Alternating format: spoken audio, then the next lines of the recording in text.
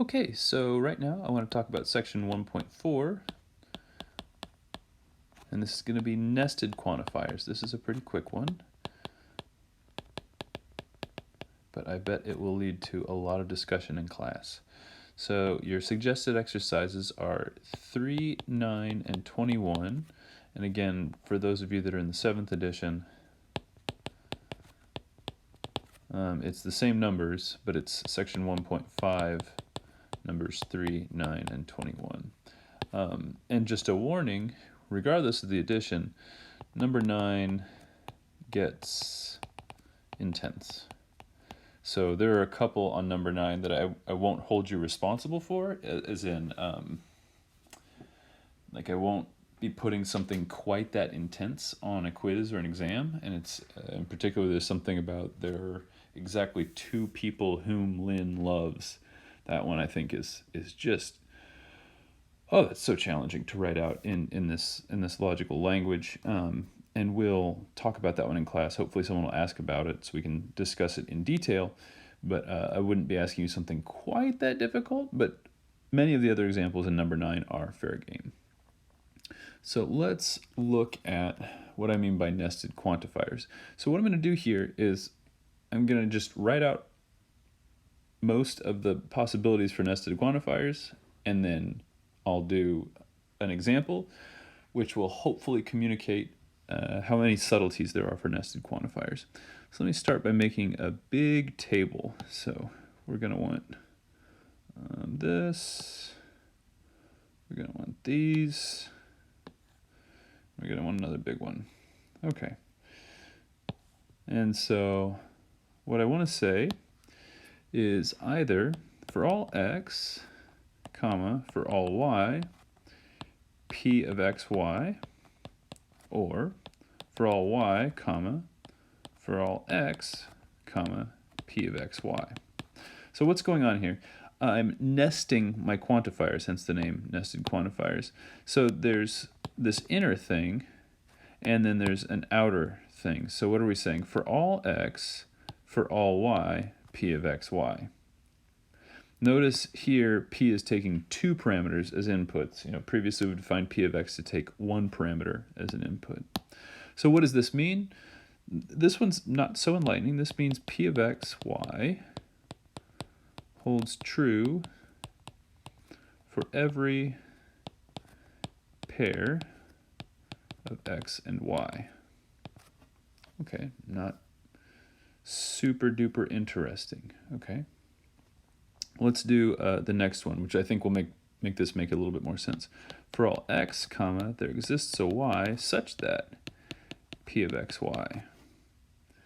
Okay, and this one gets a little bit more detailed.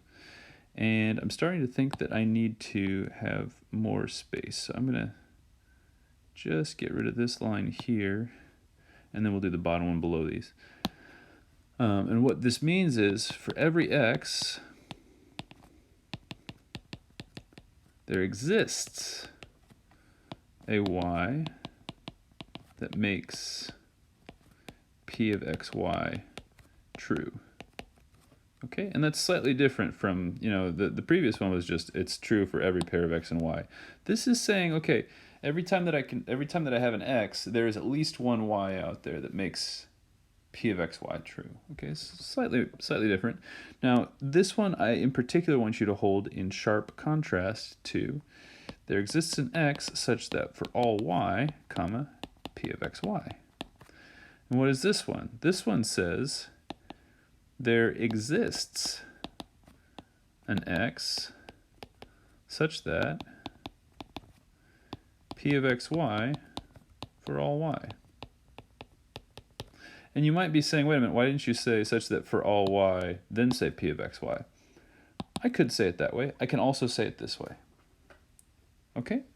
So the symbols are going to be written out with the universal before the whatever statement we're talking about. But when I'm writing this in English, I can say for all y, p of xy, or I can say p of xy for all y. Okay, so just, some English examples. For all baseballs, there's a bat. Okay, there's a bat for all baseballs. There you go. So now the last one in this sort of general example table is there exists an x such that there exists a y such that p of xy, or, and this is going to turn out to be logically equivalent to, there exists a y such that there exists an x such that p of xy. And this is just saying there exists a specific pair x and y that satisfy p of xy. So this is just saying there is some pair that works. Now I want to add a little note. This can get spicy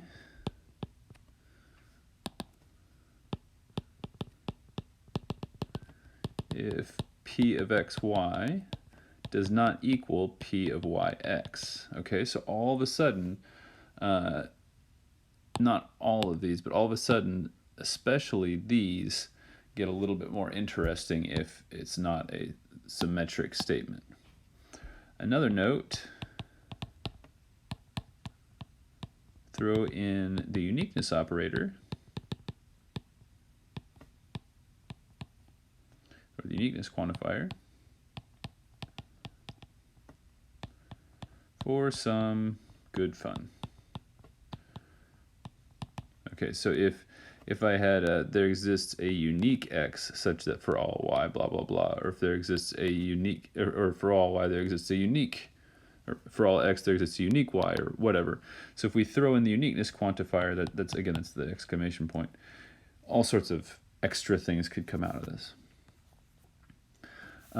So that's, the basic setup, and then I mentioned some wrinkles that you can throw in there. Let's do a concrete example, and I'm gonna say let's let x and y be people, and define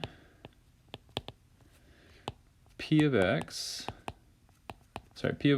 by p of xy colon equals x has respect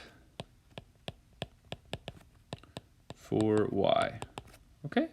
So if x is a person and y is a person, then p of xy is the assertion that x has respect for y. Note, and this is very important, note I have not specified that x and y have to be different people. Okay, so self-respect is a thing. So let's do a few different expressions, and let's just translate a few expressions. So I'm gonna list some expressions, and then we'll spend some time translating them. So for all x, there exists a y such that p of xy, leave some space. Then I'm going to say for all y, there exists an x such that p of xy. I'm going to leave some space. I'm going to say, let's see, what's the next one? Let's do, there exists an x such that for all y, p of xy.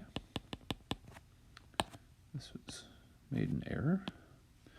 And finally, there exists a y such that for all x, p of xy. All right, so let's just write this down in English, that for all x, there exists a y such that p of xy. So what's a colloquial way to say this? So for all x, so for every x, there exists a y such that x has respect for y. What's a colloquial way to say that? We could say that as everyone, so that's all the x's, respects someone. So this is a statement that there's, for every person, if you go out on the street and you say, do you respect somebody? Then they say, yes, I have respect for some person in the world. Now, there's a caveat here, and this is, again, I want to demonstrate how imprecise colloquial English could be. So one way to interpret this is that if this is sort of like all the people in the world, each person has respect for some person. Maybe they have respect for themselves. This is one model, but this could also be interpreted as everybody has respect for the same person. Everyone respects someone could be interpreted as everyone respects the same person. So you have to be careful with these, okay? When you're speaking English colloquially, you might not be as precise as for all x there exists a y such that p of xy. This would be the case for all x there exists a unique y such that p of xy. Okay? Now, this is not ruled out by this. This is not ruled out by this. These are just different cases, and depending on how someone speaks this sentence, they could be implying this or this. So this is yet another reason why symbols are good for mathematics and for logical reasoning. We can communicate things not just succinctly, but precisely. Okay, moving on. For all y, there exists an x such that p of xy. So think for a second. I'm going to sip my tea. How would we say that in English?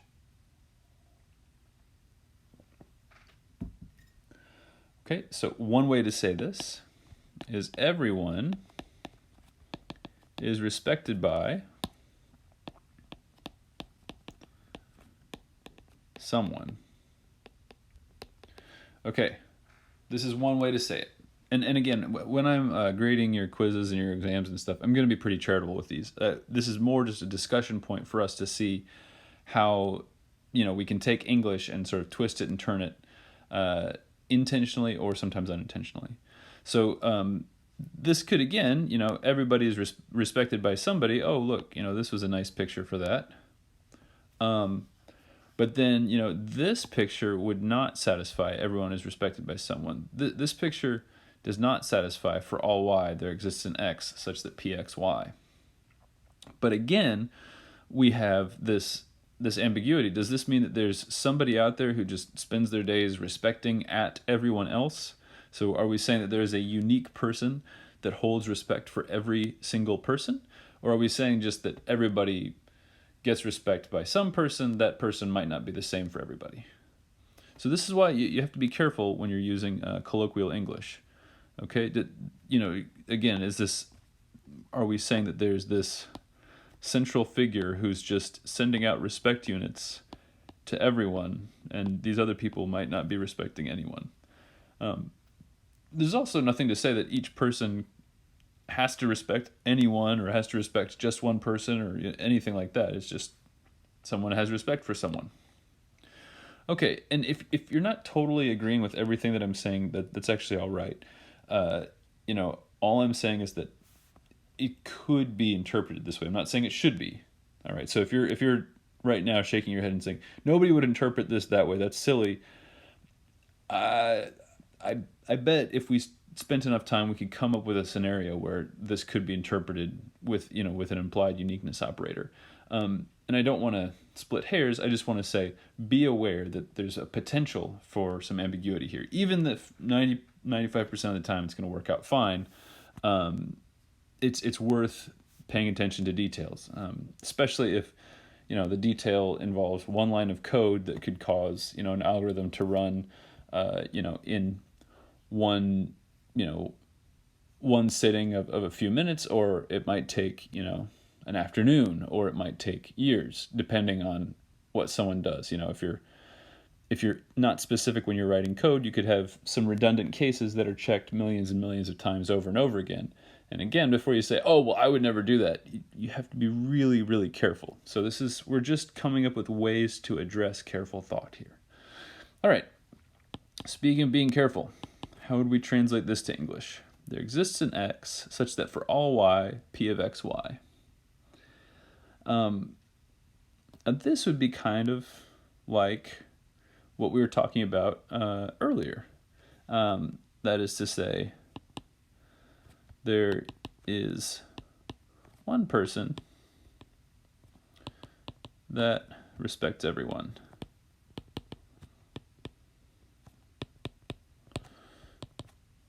And this is, I spelled person. One person, not person. Actually, we could do with just completely rewriting this. One person.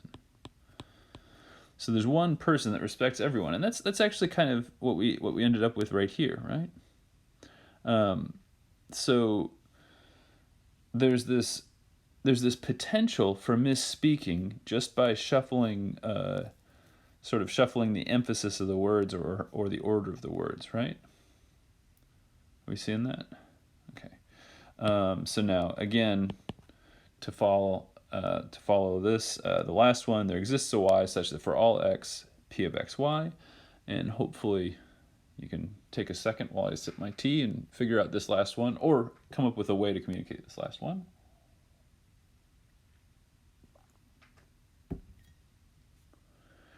So I would say this as, there is a person that everyone respects. Okay, and again, this is kind of like the first ambiguous case. Now notice that I have not put the uniqueness quantifier in there.